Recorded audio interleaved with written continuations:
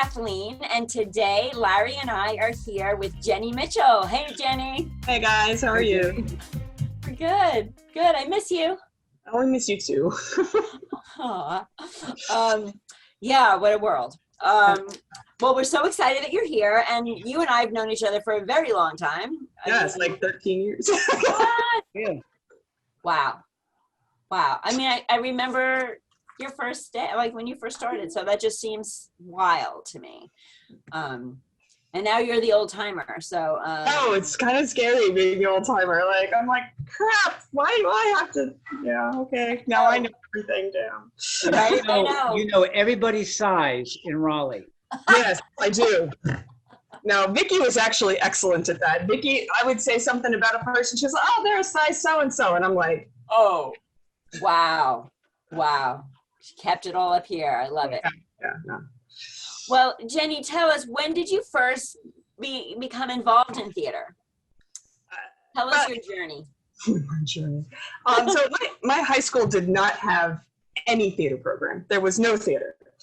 In my freshman year, I guess, of high school, the PTA actually got a bunch of money together to hire a director to create or to do Oklahoma in my high school. And I was not involved in it. I was like, I don't want to be on stage. And I didn't know that backstage things existed. But my best friend, whose name was also Jenny, because there were 1,000 of us, she was in the show. And I just remember being backstage with her and realizing how much fun it was. And it was the smell of backstage. Like every theater has a smell. And like everybody running around and doing things. And that was my first experience being backstage during a play. And then I was never in theater again until I was in college. And so when I got to college, I was a sociology major. And my high school or my college was kind of small. So the theater group, theater plays and whatnot, they were open to all majors. So I went to an audition because I was not near my hometown. I didn't have many friends. And I thought, oh, anybody can audition. What the hell? And I actually was the understudy for a main character.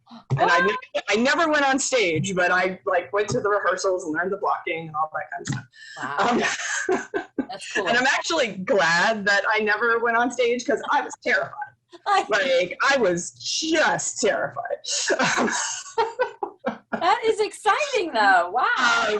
So that's sort of how I got involved in theater. And then the following, like, I guess because I wasn't ever on stage that whole show, I was sort of acting as like the assistant director because I went to all the rehearsals and I learned everybody's blocking.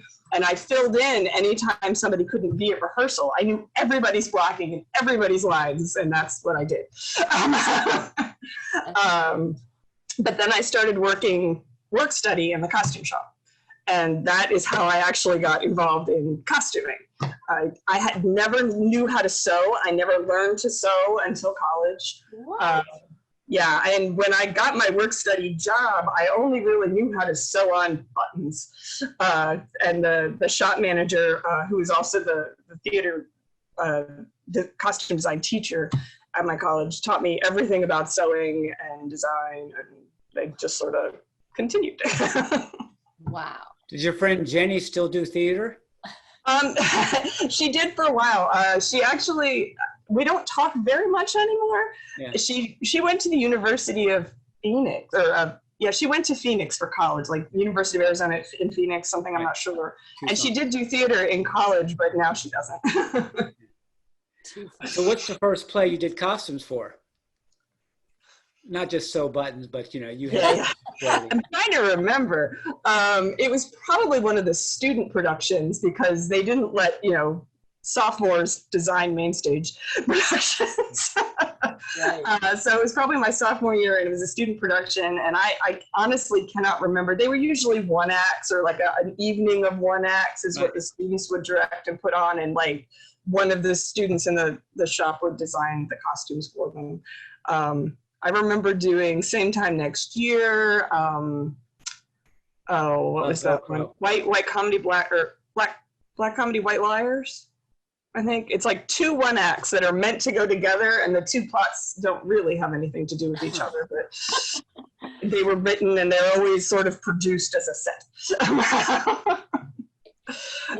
But so you had to learn all that about time periods, and did you do that in college? I did it all in college.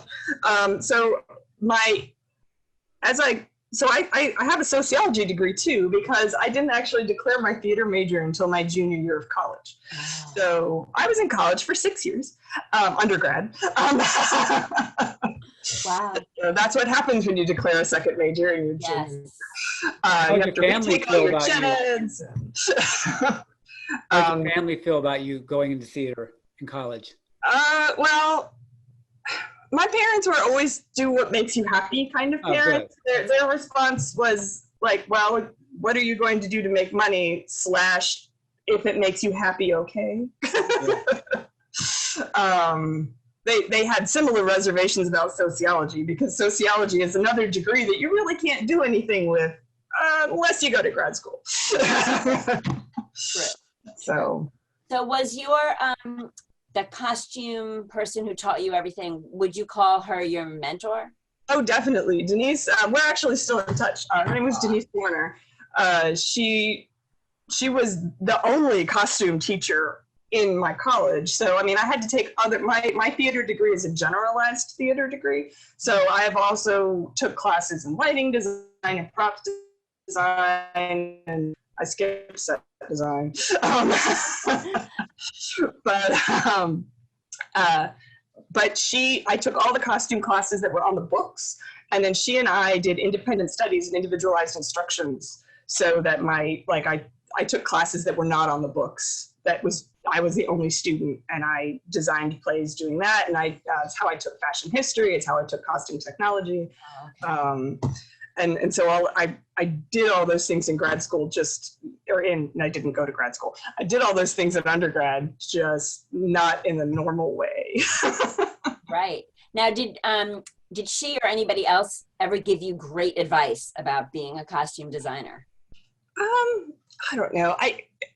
She gave me so much advice, and I mean, there are a lot of things that you can get away with in costume design that, you know, if the silhouette's all right, like the audience typically know the silhouette of a time period without knowing all of the little bits and pieces. And so I think what she taught me was how to get away without being quite so obsessive about historical detail. You can get away with this or this by doing this other thing, but the two pieces of advice, which are probably not the most uplifting for a theater program, that I ever got in undergrad were from all of my professors in undergrad. The two pieces of advice were, there's anything in life that you can do and be happy, don't do theater. Because you'll not make money. I thought they might tell you what they tell carpenters: measure twice, cut once. Well, there's that too. But no, they were like, if this makes you happy and this is all that you can be to make this is all that you can do to make you happy, then we will do our best to teach you everything you want to know. But if there is something else, do the other thing. And the other thing, and I guess it's also a little bit snarky, one of my professors always used to say, it's not show art, it's show business. He was a director. And it was his way of, like, when people would get a little more, oh, but the design and the concept, and he's like, you're not going to sell tickets that way. You know, like he was always a very practical person. So he loved concept and he loved design, but he was also like, and how will that make money? Well, he was the left brain, right brain. Yeah. Right? Yeah. So. Okay. Cool. Do you have a favorite costumer person? Design-wise? Gosh, there's so many of them now, and there's so many costume designers that are fabulous. Though, I guess going back to, like, now I'm thinking of undergrad, it's reminding me of a lot of Julie Taymor, because a lot of the stuff that she was really doing, and Lion King came out way back then and all that kind of stuff, and that's like, I always loved her designs as I was learning about costume design. Right. So she's the one I tend to think of. Like, she's at the forefront of my mind when I think of that stuff. But Cool. Well, we ask actors to tell us about their worst audition. Do you have like a worst costume that you made that like either fell apart or just didn't work or it took you forever? I'm sure I have all of those. I'm sure the answer to all of those questions are yes. But I guess the one that I'm thinking of, and it wasn't a terrible costume, but it was a lot of work for very little payoff, was a show that Larry was actually in, and it was the Miss Firecracker contest. And I worked for weeks on the Scarlett O'Hara dress that the main character wore. And it was 1850s gown, it had all this ruffles and tulle and like yards and yards and yards of ruffles. I think I measured like 40 yards of ruffles and all this crap. It was on stage for 7 seconds and she was behind it too. Oh. I was going to ask you about that. You put all this work in and then the scene. But she looked great in it. I don't know. I might have demanded the director change her blocking so she could be in front of the table. I've told this story before, but one of my mentors did theater at Raleigh Little Theater, directed, but he taught at Wayne State, and costumes were very important. So he said that if a woman had a great costume, when she made her entrance on stage, she'd come all the way down stage, turn around, go back up stage, and deliver her line so the audience could see her costume first before she started performing. Wow, just to make sure everybody saw it. Right. I love it. What's the favorite show you've costumed, designed? I don't know. This is something, I guess, my sister has the same problem. She's an oil painter. Every show that I have designed, I can only see the flaws. That's how I feel about my kids too. So I know, I mean, there are shows that I look back and I had so much fun doing them and everything went together really well. And I'm like, but that one thing just never worked. And that's what I focus on. And that's just me being me. But I don't know, favorite shows. I guess my favorite shows are the ones where everything just came together almost by magic. Nice. Like the designs all clicked and the actors fit the costumes. There are so many shows where it just seems like it's such a struggle. And those are usually really good shows. Like, it just seems like the more struggle, the better the show is. But sometimes everything just clicks and it's perfect. And you're just sort of amazed. You're sitting there going, no. Like, yay, we got through this. Yeah. Now, are most people, actor-wise, when they come in and you have to work with them for this whole process, are most of them decent and fine? Yeah. I mean, I think most actors, I don't think I've really ever had a problem actor who just hated everything I put on them. I don't recall that really happening. Sometimes kids are funny because they are blatantly honest. I was doing some kids show where it was all modern dress. I mean, it wasn't a fantasy kids show. And a little boy came up to me and he said, well, my costume was better in Rudolph because I was an elf. And I was like, okay. Like the part of my brain that's like, listen, kid. And then there's the part of me going, he's only 10, he's only 10. Breathe. Yeah. Well, I know a couple of times, like I would be directing a show where everybody was supposed to even be normal dressed. And the kids would come to me and say, like, I'm not really comfortable in my costume. It's not me. And my response would be, that's good, because we don't want you to be you. Like, be the character and stop worrying about it. Yeah. But no, I think in Raleigh, I have not really encountered an actor who was disrespectful of what they were wearing. I mean, sometimes they were genuinely uncomfortable, something pinched or hurt, or they didn't feel they could move in it. And then I always try to fix that if I can. But I think I haven't really experienced an actor who wasn't happy to have a costume and just happy to, be here and be costumed. I always feel badly when, as a director, I forget to tell the costume designer, like, oh, they do a cartwheel, and then you've made That's something. always fun. It's like, oh, really? Because they're wearing an ankle-length pencil skirt, so that's Right. I did a show here in a park a few years ago, and I played like 12 characters.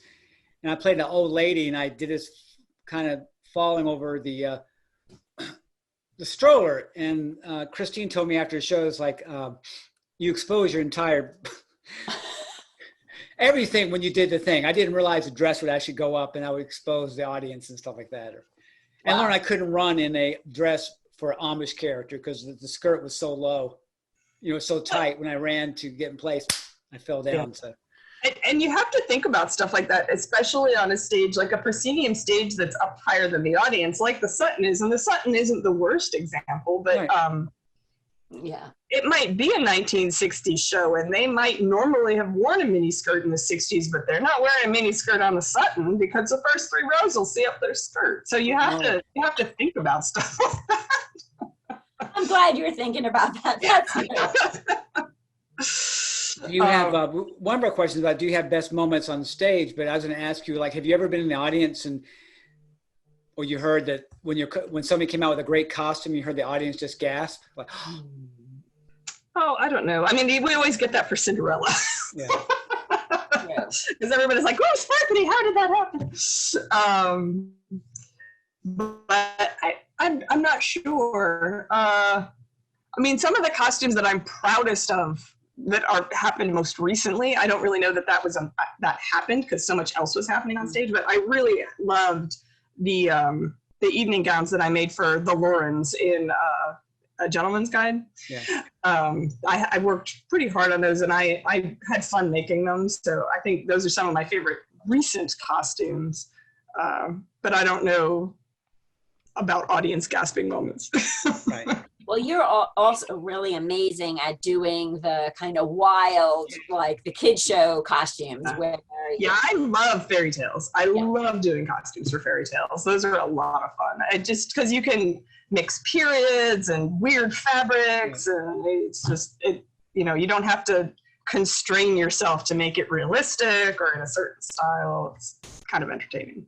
Yeah, it's very entertaining. I love that.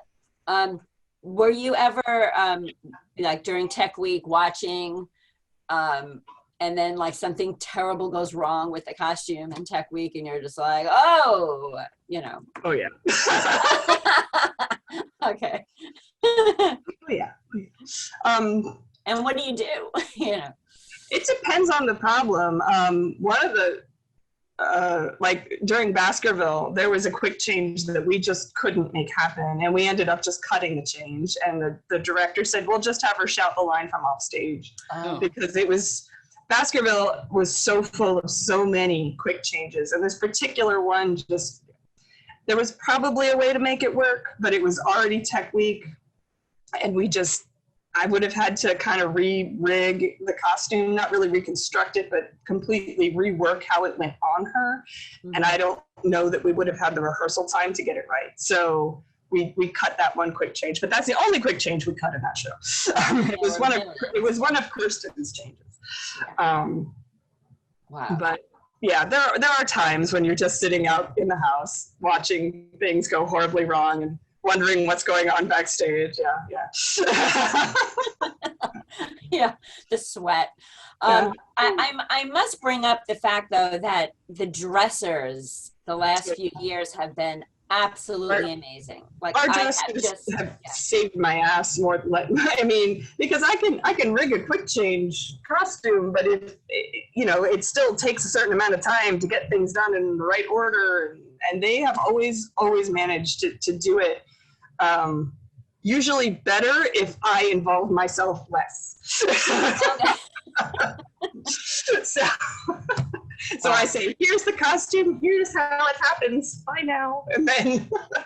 But I don't know if it's you that's training them or what, but it's a mixture of people. Yeah, Amy Blackwell has taken over as our dresser crew chief coordinator, and her she has helped train. She's been a dresser for years. Right. So she's helped train, and some of our newer dressers actually have dressed for like Theater Raleigh and gotten paid for it and stuff. So we have a good group of dressers right now. But Amy has been really active in making sure new dressers get trained and being there even on nights like for Tech Week. She's there every night of Tech Week, even if she doesn't need to be there as a dresser, to help the new people. Sure. Yeah. And to see, to make sure nothing else comes up where they suddenly, I was really impressed with my last 2 kid shows. Yeah. There were a lot of costume things, and Yeah. it was great. So, yeah. Okay. If you couldn't do costumes, is there something else in the theater arts you'd want to do? Actually always loved props. When I was in college, I did props a lot, and I've had opportunity to do like little bits of props here if it was sort of a sewy prop where I got to sew something. For Teens on Stage, I got to make bloody limbs. That was awesome. Yeah, there's always, is this a prop or is this a costume job? You know. Yeah, that's hysterical. So, But yeah, I enjoyed lighting design a little bit too, but I mean, I only took 1 or 2 lighting design classes. So, and that was back in the 90s. the lights were a little different back then. Yeah, Dennis and I were just talking about it. Dennis Borfield, who's the production manager at RLT, actually went to my undergrad several years after me, so we know a lot of the same people.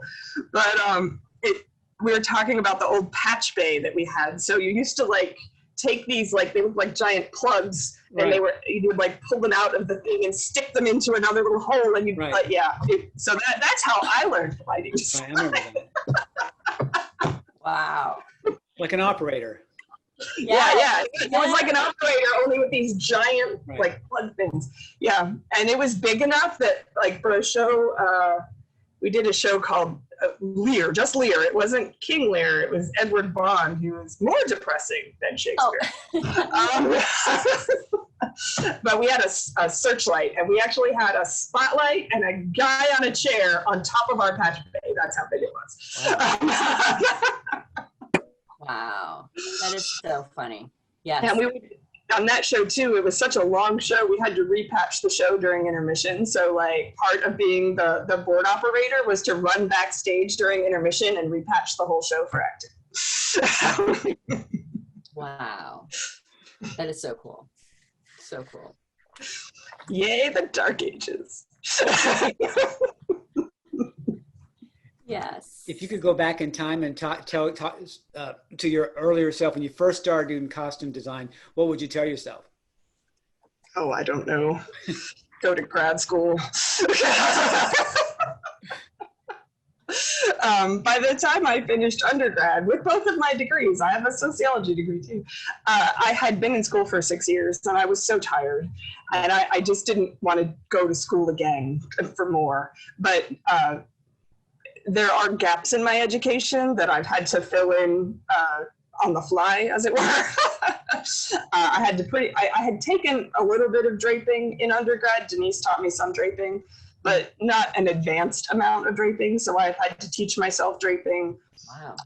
I took a workshop once on how to ventilate wigs. I would have loved to actually learn to make wigs. I've watched a couple of YouTube videos, and it looks very not easy, but it's something. It's something that would have been so useful if I actually knew how to do it. Thank God for YouTube. Yeah, right. So there are a lot of little things like that I've had to teach myself. During Whipping Man, I had to teach myself how to make all the prosthetics for the bullet wound and for the scars. I had never done that before, and so I've learned a lot of things doing theater. But some of those things are also things that I could have had experience in if I had gotten a costume technology degree or a costume design degree. So, a graduate degree. Right. Huh. And you know how to tie a bow tie, right? Yes, I do know how to tie a bow tie. I've done 2 not RLT shows where the costume designer did not know how to do a bow tie, and I go, It's one of those things that like I've done it, but every time I do it, I kind of look at a graph quick to make sure that I remember how to do it because I don't have to do it all that often. True. True. But having Charles when he was executive director here, because he wore bow ties a lot, so him and Patrick would occasionally, like, well, Charles knows how to tie his own bow tie, but Patrick wanted to wear a bow tie once, and he did not. So, I had to like teach Patrick to tie a bow tie. That's funny. Yeah. That's funny. What's the first thing you want to do after we get through this shutdown and we can go out and hang out with everybody again? I guess I would really just like to do theater again. Right. I'd just like to have people back. But also I'm kind of itching to like sew something interesting. I've been making masks. Making masks is not thrilling. I suppose I could make myself a costume randomly just for fun, but it's not quite the same. No. So you're right. Do you go to costume parties? It's like, oh God. Yeah. I actually have not made myself a costume maybe for quite a few years. I made myself a really elaborate steampunk Halloween costume maybe 6-7 years ago. And that's pretty much what I still wear. Like I just wear pieces of it. Like, oh, I have to dress up. Oh, I'll wear the skirt from that and a blouse. That's great. So I have a neighbor that always had costume parties, like always. And I, being in theater, was the one person that didn't really want to dress up. I'm like, I'm around that all the time. Like that's wannabe. Yeah. The cobbler's children have no shoes. Yes. My husband's like, do you think I can get these pads hemmed? I'm like, yeah, sometime next year. Yeah. I know. Oh my, well, I can't sew. I took a class when I was young, and my claim to fame or unfame actually is I made a pair of corduroy pants, but the corduroys were going this way, not this way. Because I didn't cut it out right. Like I didn't know what I was doing. And so every time I walk in the costume shop, I'm just like, I could do a button or I can sort. That's about, I could do hems, but that's about it. So, yes. You should take one of our sewing classes. Yes, I should now. Yes, I should. You're right. Oh, well, this is so much fun. It's so great to see your face and talk to you again. And I know that costumes are such a big part of an actor's life because, as an actor, and I know Larry can talk about this, the minute you get that costume on, you have changed, you've transformed. And if it wasn't for people like you, it should not look good. No, I was getting something you guys, I don't know, or maybe it's one of the questions you sent me or something, but one of my favorite moments in theater is when the actors put on their costume and really love their costume and really feel like their character in their costume, because it's like, oh, I did it right. Right. No, I like that moment when the actors get to try their costume on and everything goes well. Well, it's funny that years ago I was an extra in the Year of the Dragon down in Wilmington, and I was like 24, 25. And I was wearing a policeman outfit. So I'm with all the other extras, and all the other extras stayed away from me because in the policeman uniform, somehow they thought, I don't know, I wasn't approachable. Extra getting paid $4 an hour. Yeah, right. So I understand what you mean as soon as you put that on. It's like Wow, that is great. Well, thank you so much for joining us. And yes, I look forward to seeing you next week. Larry, thank you, of course. And we'll see you around. See you guys. It was good to talk to you. Bye, Jenny. Yes. Bye, guys.